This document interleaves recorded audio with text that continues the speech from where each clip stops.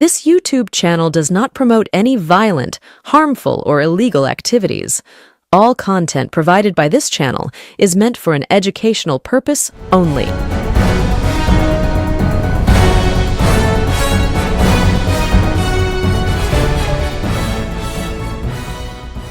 রাজ্য রাজনীতি এই মুহূর্তে বিশাল উত্তাল, ইস্যুর অভাব নেই।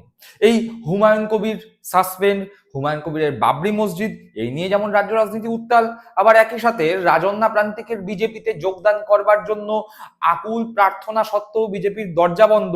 পরবর্তী সময় দেখতে পেলাম তারা তৃণমূলের কাছেও একাধিকবার ক্ষমা প্রার্থনা করে চিঠি নিয়েছে, সেই নিয়েও রাজ্য রাজনীতি উত্তাল হয়েছে। আর লেটেস্ট মেসি যুব ভারতীতে আসলেন, কিন্তু মেসিকে দেখতে না পেয়ে দর্শকদের ক্ষোভ, যুব ভারতীতে ভাঙচুর, চরম বিশৃঙ্খলা।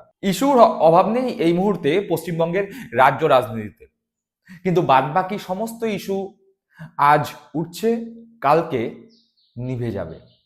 যে ইস্যু এই ভোটের আগে রীতিমতো চিরস্থায়ী করার স্বপ্ন দেখছে বিজেপি ক্ষমতায় আসার জন্য, সেই ইস্যু ধর্মীয় মেরুকরণের রাজনীতি। এবং ধর্মীয় মেরুকরণের রাজনীতিতে এই মুহূর্তে বিজেপির সব থেকে বড় তাস হুমায়ুন কবির এবং তার মুসলিমদের ভাবাবেগকে সুরসুরি দিয়ে, সেই ভাবাবেগকে নিয়ে খেলা করে ভোট বাক্সে প্রতিফলিত করে তৃণমূল কংগ্রেসের ভোট কাটার অঙ্কের জন্য নতুন যে দল 22শে ডিসেম্বর আসতে চলেছে বলে হুমায়ুন কবির বারবার ঘোষণা করছেন, সেই দল যত তাড়াতাড়ি আত্মপ্রকাশ করবে তত তাড়াতাড়ি হুমায়ুন কবিরের থেকেও বেশি নিশ্চিন্ত হবে বিজেপি, শুভেন্দু অধিকারী। এ কথা নতুন করে বলার নয়।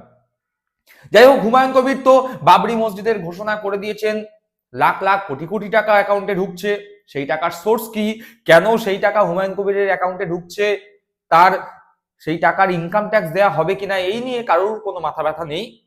ইডি সিবিআইও এখন চুপ করে বসে আছে।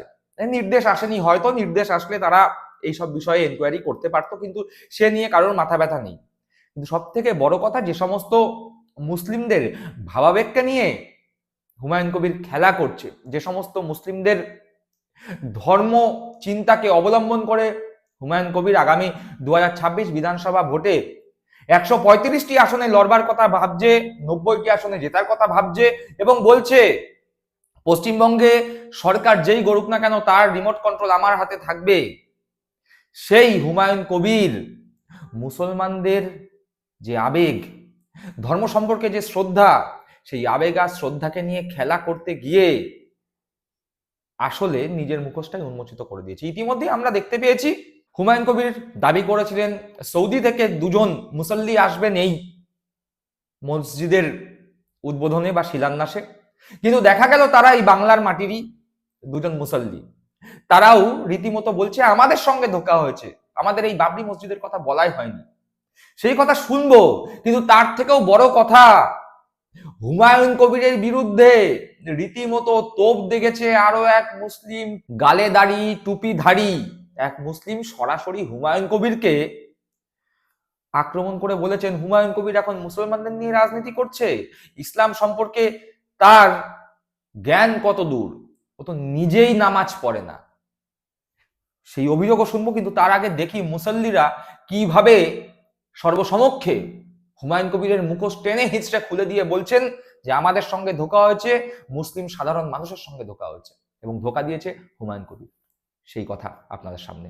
তো কয়েক সপ্তাহ আগে আমারই এক ঘনিষ্ঠ বন্ধু বা আমার সহপাঠী সাথী কারি সুফিয়ান মুর্শিদাবাদী, উনি আমার সঙ্গে যোগাযোগ করেন এবং উনি আমাকে দাওয়াত দেন যে মুর্শিদাবাদ জেলার ভরতপুরে কোনো এক মসজিদের ভিত্তি স্থাপন হবে, ওইখানে আমাকে 10-15 মিনিট তেলাওয়াত করার জন্য দাওয়াত দেন।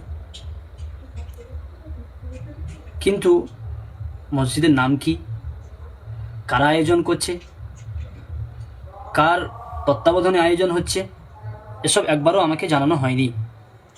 আমার কাছে শুধু বলা হয়েছিল একটা মসজিদের ভিত্তি স্থাপন, সেখানে তেলাওয়াত করতে হবে। এবং কারি সুফিয়ানকে এই দাওয়াতটা দিয়েছে ভরতপুর থানারই একজন ব্যক্তি হাফেজ মোহাম্মদ ইউসুফ, তিনার পক্ষ থেকে কারি সুফিয়ান দাওয়াতটা পান এবং উনার অনুমতিতেই কারি সুফিয়ান আমাকে দাওয়াত দেন।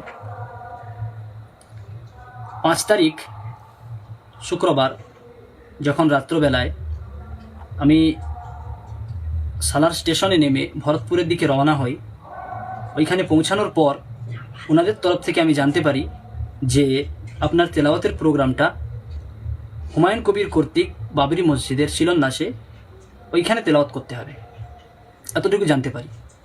কিন্তু অনুষ্ঠান স্থলে গিয়ে মঞ্চে ওঠার আগে পর্যন্ত আমি একবারও জানতাম না যে আমাকে আরব থেকে আসা অতিথি বা সৌদি মেহমান বলে ঘোষণা করা হবে। যখন স্টেজে উঠে শুনলাম যে সৌদি আরব থেকে 2 ইমাম এসেছেন, সত্যি বলতে কি আমি হতভম্ব হয়ে যাই। আমি স্পষ্ট করে বলতে চাই, আমি আরব থেকে আসিনি, আমি সৌদি আরবের মেহমান নই, আমি পূর্ব মেদিনীপুরের একজন সাধারণ অধিবাসী এবং আমি নিজেকে কখনো সৌদি মেহমান বলে পরিচয় দিইনি। এই ঘোষণা আমার সম্মতি ছাড়াই আমার অজ্ঞাতে আমার পরিচয় বিকৃত করে প্রদান করা হয়েছে এবং এর ফলেই আজ অনেকে সোশ্যাল মিডিয়ায় নানা কথা বলছেন, সমালোচনা বিদ্রুপ পেট্রোল করছেন। মানুষের ভুল ধারণার জন্য আমি দুঃখিত, কিন্তু সত্য আমার বলতে হবে। যারা ভুল তথ্যের উপর ভিত্তি করে প্রতিক্রিয়া দিয়েছেন আমি তাদের প্রতি দুঃখ প্রকাশ করছি, কিন্তু আমি চুপ থাকলে মিথ্যাটা সত্য হিসাবে ছড়িয়ে পড়বে। এই জন্য আজ সত্যটা বলতেই হলো। আমি ধোঁকা দিয়ে কাউকে প্রতারিত করিনি, বরং আমাকে ধোঁকা দিয়ে ভুল পরিচয়ে ব্যবহার করা হয়েছে।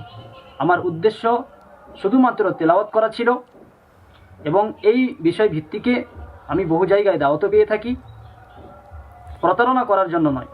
যে বা যারা এই ভুল প্রতারণার জন্য দায়ী, আমি আশা করি তারা নিজেরাই সামনে এসে বিষয়টি পরিষ্কার করবে।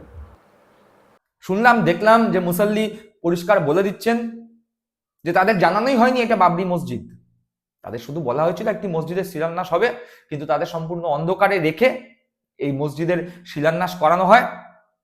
এবং হুমায়ুন কবির যেভাবে সৌদি থেকে মুসল্লি এনে মসজিদের শিলান্যাস করার ঘোষণা করেন, তারপর যেভাবে মুসলিম সমাজ একটি ধোঁকা খায়, তারপরে মুসলমান সমাজ সিদ্ধান্ত নেবে যে হুমায়ুন কবির আদৌ এই মসজিদ করবে কিনা, নাকি পুরোটাই ভোটের জন্য গিমিক।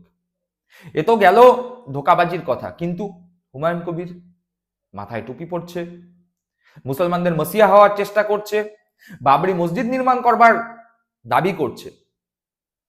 সেই হুমায়ুন কবিরের মুখোশ টেনে হিচড়ে খুলে দিচ্ছে আরো এক মুসলিম, স্পষ্ট বলে দিচ্ছে হুমায়ুন কবির নিজেই নামাজ পড়ে না, ও কি মুসলমানদের কথা ভাববে।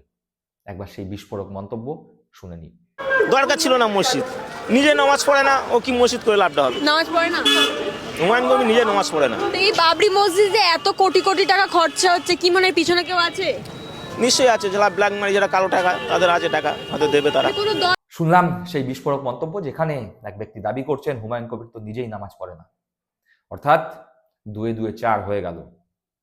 যেই হুমায়ুন কবির নিজেকে এখন মুসলমানদের মসিহা ভাবছেন, আর যে সমস্ত মুসলমানরা হুমায়ুন কবিরের এই ফাঁদে পড়ছেন, তারা জেনে রাখুন, বাবরি মসজিদ নয়, মুসলমানদের স্বার্থ রক্ষা নয়, হুমায়ুন কবির মার্কেটে নেমেছে নিজের স্বার্থ রক্ষা করবার জন্য, বিজেপির একজন এজেন্ট হয়ে, যার মূল উদ্দেশ্য পশ্চিমবঙ্গে বিজেপিকে ক্ষমতায় আসতে সাহায্য করা এবং মমতা বন্দ্যোপাধ্যায়কে পরাজিত করা। এছাড়া আর কোনো উদ্দেশ্য হুমায়ুন কবিরের নেই। এই বক্তব্য বা এই তথ্য যত তাড়াতাড়ি বাংলার সাধারণ মানুষ, বিশেষ করে বাংলার মুসলিম ধর্মপ্রাণ মানুষরা বুঝতে পারবেন, তত তাড়াতাড়ি এই বাংলার সাধারণ মানুষজনের উপকার। তার কারণ বাংলায় যদি কোনো সাম্প্রদায়িক শক্তি মাথা চেরা দেয় অন্য এক সাম্প্রদায়িক শক্তির সাহায্যে, তাহলে এই বাংলার সাম্প্রদায়িক সম্প্রীতি নষ্ট হবে, বাংলার শান্তি, সংস্কৃতি, সভ্যতা সমস্ত কিছু নষ্ট হবে। আর বাংলার সাধারণ মানুষ, সংস্কৃতিবান মানুষ, আপনাদের হাতে সিদ্ধান্ত। 2026 বিধানসভা ভোট একেবারে শিওরে। এখন থেকেই মনের মধ্যে সিদ্ধান্ত নিন, আগামী বাংলা সম্প্রীতির বাংলা হিসাবে দেখতে চান, নাকি ধর্মীয় মেরুকরণের উগ্র রাজনীতির উত্তাল বাংলাকে দেখতে চান। দর্শক বন্ধুরা, আপনারা কি মনে করছেন এই বিষয়ে আপনাদের মূল্যবান মতামত কমেন্ট বক্সে কমেন্ট করে জানাবেন। সকলে ভালো থাকবেন, সুস্থ থাকবেন। জয় হিন্দ, বন্দে মাতরম।